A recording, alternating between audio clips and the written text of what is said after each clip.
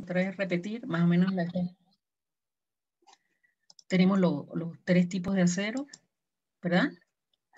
Como les dije, con los elementos más importantes en este caso para nosotros, que son el carbono, el cromo, el níquel, el molibdeno y el nitrógeno. Como les dije también, para aceros lo que llamamos bajo, medio nitrógeno y alto nitrógeno. Este es el tratamiento de envejecimiento artificial, porque como les digo, se hace la simulación en laboratorio, no es igual que tener el material en servicio 10, 15 años para ver exactamente este efecto. Entonces, en general, pues se hace la solubilización del material, que generalmente está por encima de los 1000 grados centígrados. Luego se templa en agua, se volteó por el movimiento. Luego viene del templado en agua, viene el envejecimiento y que se hace a diferentes temperaturas. Aquí este fue por el cambio con la otra computadora que estaba cuadrada la simulación allí. Bueno, los resultados. Vamos acá. Por supuesto, se hicieron ensayos de tracción que nos permiten exactamente evaluar la resistencia, la ductilidad y diríamos, una gran cantidad de propiedades mecánicas. Eso es lo que llamamos la condición original, la probeta, la curva de esfuerzo de formación. Y como ella, podemos ver dentro de la curva de esfuerzo de formación, como la condición original, el material, pues, por su efecto de fragilización y formación de carburo, pues va endureciendo, va aumentando la resistencia y va perdiendo cierta cantidad de ductilidad. Eso es el efecto del el tiempo específicamente para esta condición. Aquí podemos ver otra curva, más o menos exactamente con los mismos efectos. Luego de la parte de la fractografía podemos ver cuando la probeta parte dúctilmente, como en la formación del cuello, en este caso de las probetas cilíndricas, ¿verdad? Se ven claramente. Para el tipo de acero aquí se ve brillante porque esta es la condición original y esta es por efectos diríamos, del tratamiento de envejecimiento. Y como vemos que prácticamente pareciera que todo la fragilización no ha ocurrido en él, ha perdido un poco diríamos, tiene mayor resistencia, pero menor ductilidad. Aquí podemos ver algunos resultados de lo que es la superficie de fractura, netamente dúctiles, ¿verdad? De la superficie, lo que corresponde al material, y en el detalle de la zona central de ese material, como toda la superficie es dúctil formada por dimples o hoyuelos con coalescencia de cavidades, en algunos casos que se observan quizás acá algunos precipitados que pueden estar presentes en el material, pero enteramente pareciera que en este tipo de tratamiento pues no hubo cambios, el material sigue siendo dúctil. Algunas veces el ensayo de tracción pues no es muy ducho para con exactamente ver la microscopía electrónica de barrido. Generalmente podemos observar esas como si no hubiese cambios, como si el material no hubiese cambiado.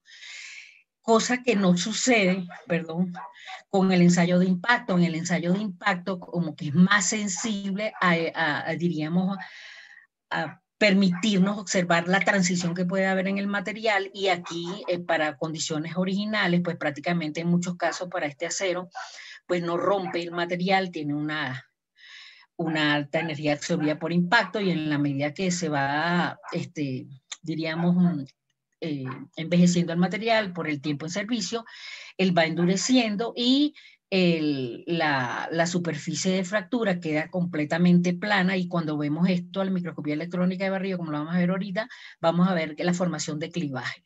Aquí vemos en el caso de tracción como el material es completamente dúctil y en algunos casos pues queda prácticamente una fragilización. Este fue específicamente, creo que es un 2205, en este caso el material no resistió y fíjense como si hubiésemos cortado en dos, el material fragilizó y todo lo que teníamos allí prácticamente por la condición de la temperatura era fase sigma. Vean cómo acá se ve la transición completa, como lo que les decía, a veces en el ensayo de tracción perfectamente dúctil, y en el caso del ensayo de choque de impacto, vemos en la condición original cómo se forman los labios de corte acá arriba, ¿verdad? Y aquí se contrae, esto se expande, lo que nos indica la alta energía absorbida por impacto.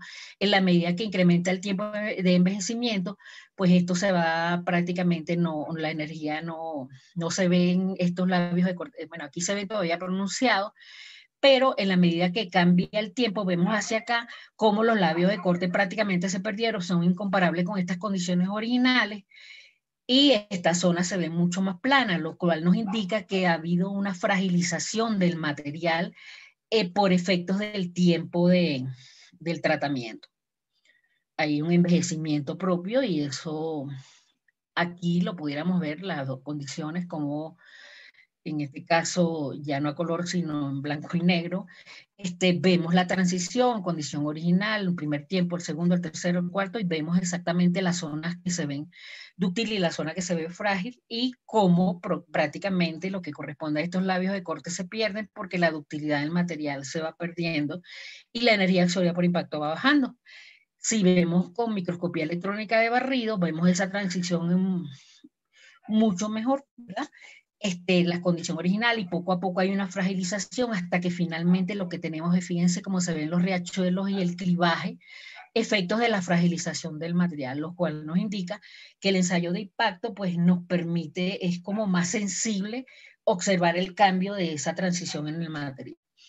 Aquí quise simular lo que correspondía a la barrita de duplex, ¿verdad? El 2205, que fue sometido a 475 grados centígrados, para que vieran la microestructura en el sentido transversal y en el sentido longitudinal, que parecen como unos huesos, y esas son exactamente la ferrita y la austenita esta que se ven como las venas, y en este caso, pues prácticamente es el contraste de colores se ve, pero como les digo, depende del tipo de reactivo que se utilice, yo puedo determinar quién es la austenita y quién es la ferrita. Aquí está la microscopía electrónica de barrido, distinguiéndonos las dos fases, ¿verdad? Este es lo que llamamos el sentido longitudinal y este es el sentido transversal. Con las dos fases a relieve, en este caso la estructura FCC queda al fondo porque tiene menor cantidad de átomos, y la FCC queda arriba, que es la austenita. Se ve completamente el relieve para esa microestructura. Aquí quise colocar algunas condiciones de micrografía de este acero, pero este es un 2507, 25 cromo 7 níquel. En este caso, la condición original, la condición solubilizada, y luego las envejecidas a 870 grados centígrados por 2, 4, 6, 10 minutos, vemos el efecto de la fragilización, sobre todo las intercaras entre las dos fases, austenita y ferrita, formándose en este caso fase sigma y fase chi. Fíjense cómo se ven las transiciones acá por microscopía electrónica de barrido. Aquí con el EDEX pues podemos ver con seguridad y distinguir las dos fases. Siempre generalmente se le hace el EDEX a las dos fases para distinguir quién es la austenita y quién es la ferrita, y luego aquí se ven en algunos casos algunas grietas o cualquier precipitado, y esto nos permite aproximar al tipo de precipitado que se esté presentando. Aquí podemos ver cómo la austenita se mantiene, ¿verdad? Y la ferrita es la que se descompone, generando cualquier de estas fases intermetálicas que se forman en el material. Este es igual para un 2205 envejecido a 850 grados centígrados por 6 horas. Y aquí vemos los picos de LEDs para exactamente esta composición. Aquí podemos ver una microestructura de envejecidos 10 minutos, 850 grados centígrados, y vemos cómo podemos observar la fase sigma y entre intercaras entre las dos fases, y la austenita ferrita y la austenita como la vemos en la zona de acá. Entonces fíjense que también depende de lo que es digamos, la calidad de la preparación metalográfica, y luego hacer exactamente, evaluar, sobre todo lo más crítico son las intercaras entre las dos fases, y es allí donde prácticamente empieza a fallar o a formarse las diferentes fases secundarias en el material. Este es parte del trabajo de mi tesis doctoral. En este caso yo trabajé con la parte de fractografía, evaluando las cavidades, se seccionaron, se estableció un modelo para determinar el tamaño de cavidad, Se tomaron en consideración el tamaño de las cavidades, como ven, unas muy grandes, unas muy pequeñas, y a través del software de Digital Micrographic y del Sigma Scan Pro, se pudo cuantificar y evaluar la dimensión fractal a través del tamaño de cavidad experimental del material, asumiendo las diferentes zonas, el área total de la fotografía, el área proyectada no identificada, el número cuantificando las cavidades hasta un cierto tamaño. Permitieron, aparte de los datos que tenía que tener del tamaño de grano, como lo vemos aquí en sus propiedades, el tamaño de grano, el coeficiente de endurecimiento, perdón, del esfuerzo de fluencia, de la deformación de fractura, del esfuerzo de fluencia, de la resistencia máxima, me permitieron determinar el tamaño de cavidad y luego determinar la dimensión fractal a través de ese modelo que fue propuesto en la tesis. Bueno, aquí están las diferentes diríamos, nomenclaturas que se utilizaron para la evaluación, más o menos para tratar de identificar. También aquí por la microscopía electrónica de barrido, pues cualquier precipitado podemos tranquilamente observarlo y determinarlo con el EDX, nos permite visualizar si es un carburo, si es un nitruro, si es una fase sigma aproximadamente por la composición, etcétera. Este es específicamente un 2207 con tratamiento térmico de recocido a 1100 grados centígrados y fue lo que se formó entre la intercara de la fase ferrita y austenita.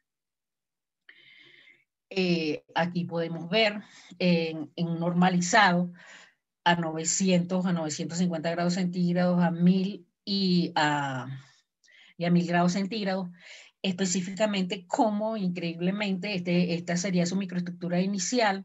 Cuando pasa a 900, vemos que hay como una descomposición de las fases. La ferrita siempre es prácticamente la que actúa como la que se degrada, la austenita generalmente se mantiene, y en la fase ferrítica se pueden formar austenitas secundarias, fase sigma, etcétera, todas estas fases, y ella poco a poco puede ir desapareciendo cuando es sometida en algunos ácidos.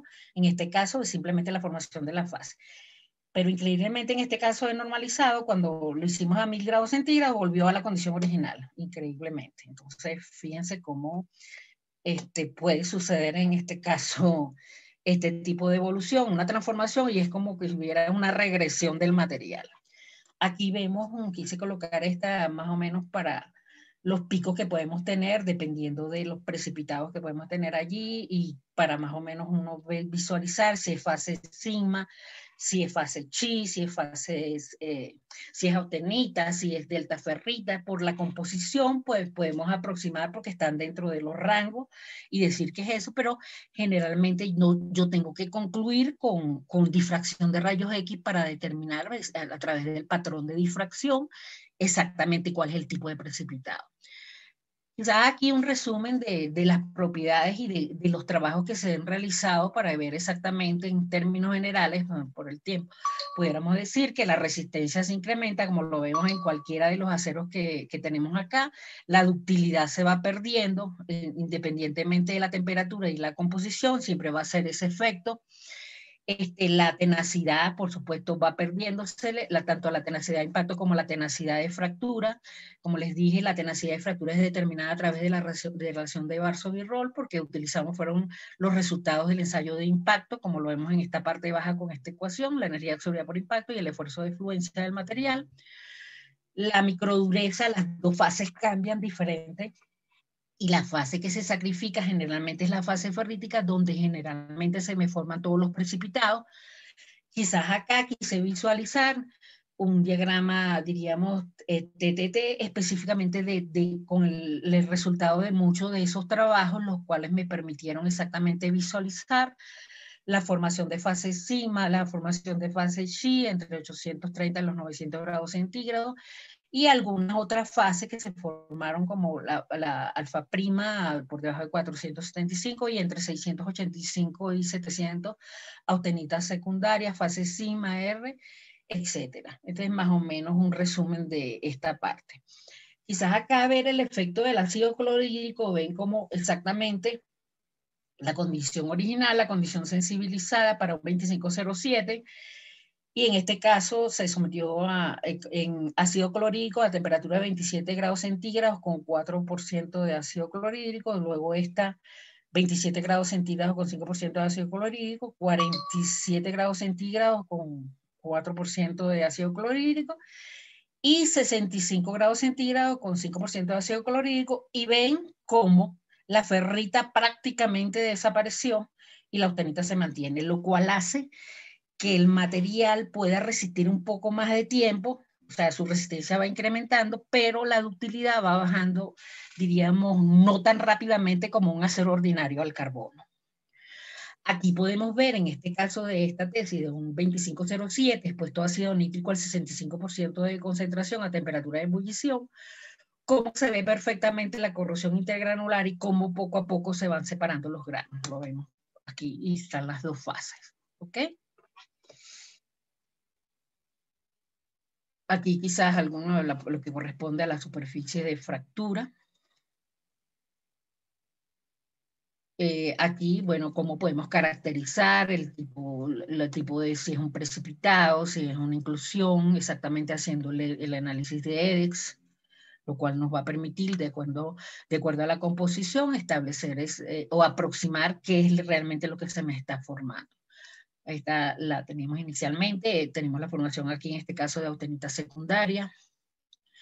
Y aquí ya para los carburos, el M6C y el M23C6, pues este es el caso, este no es un duplex, este es un asteroide que quise también visualizar acá porque también este es una fase secundaria, es lo que se está formando en este material. Y fíjense cómo se forma el tipo de carburo, ¿verdad? No lineal, y el otro se ve exactamente el tipo que se está formando, pero aquí sí requerimos específicamente la microscopía electrónica de transmisión. Aquí también podemos ver el efecto de altas temperaturas con la pérdida de los límites de grano. Por supuesto, el material va ganando ductilidad, va perdiendo resistencia. La inicial formación de los carburos, ¿verdad? Por efecto de esa precipitación de carburos secundarios de MC6 o M23C6, algunos en los límites de grano, otros en el centro específicamente, con diferentes reactivos de ataque.